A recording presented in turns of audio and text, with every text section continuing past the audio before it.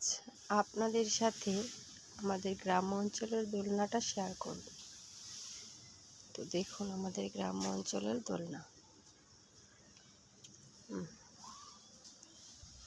এটাতে দোল খেয়ে আমরা ছোট থেকে বড় হয়েছি। এটাতে আমরা দোল খাই।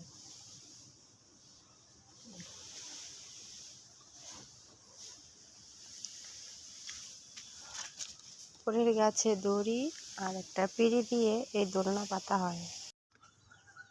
আমরা গ্রামের বাচ্চারা বা ছেলেমেয়েরা ছোট থেকেই এসব দোলনাতেই দোল খেতে অভ্যস্ত। তো আমাদের তো আর শহরের ছেলে মেয়েদের মতো এইসব কিনা দোলনা লাগে না, আমরা এইসব দোলনাতেই দোল খাই।